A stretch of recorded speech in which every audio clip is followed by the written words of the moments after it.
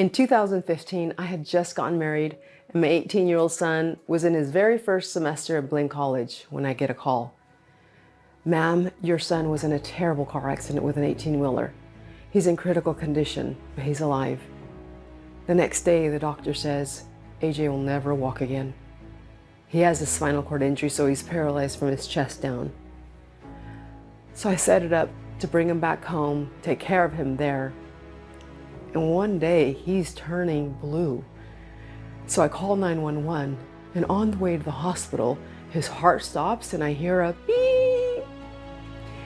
He had flatlined due to a massive blood clot in his lungs. There was another time that AJ's body got covered with these horrible, deep infected lesions that made him look like a leper. The doctor said they're antibiotic resistant, to scrub him with bleach and have him lay out in the sun. Luckily, I found ozone.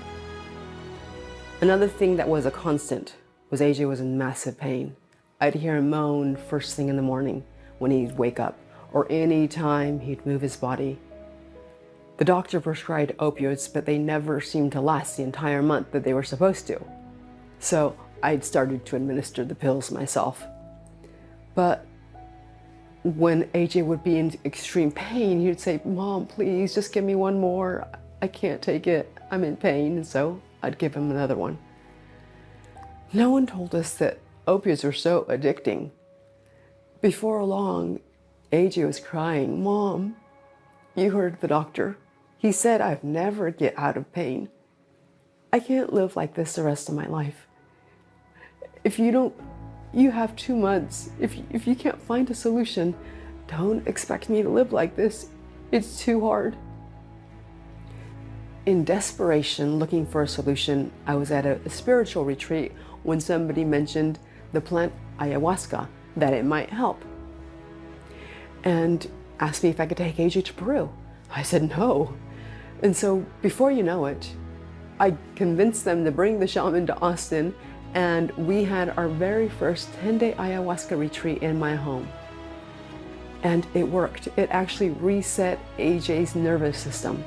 It freed him from the roller coaster of the pain medications, and he was able to get off of them.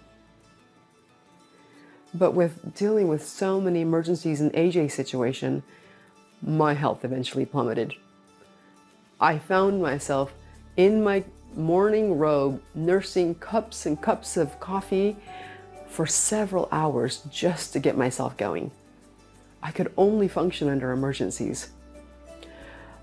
The dishes were piling up, my laundry was piling up, my life was piling up, but I could barely get myself to get out of bed. When I'd start driving and go places, I'd just get lost and drive in circles, lost in this fog, and forget where I was going. And then on a much anticipated date night with my husband, I'd face plant on the bed before he can even open my favorite bottle of wine. I knew something was wrong, so I went to the doctor, and she looked at my labs and said, "No, you're okay. Your labs look fine. You're normal." I knew I wasn't normal. I knew something was wrong. A friend of mine put me on a few nutritionals. Within 3 weeks, the fog lifted, and within 2 months, my zest for life returned. So now I work exclusively with functional medicine doctors and natural and alternative therapies to grow their practice so they can help people like me and AJ.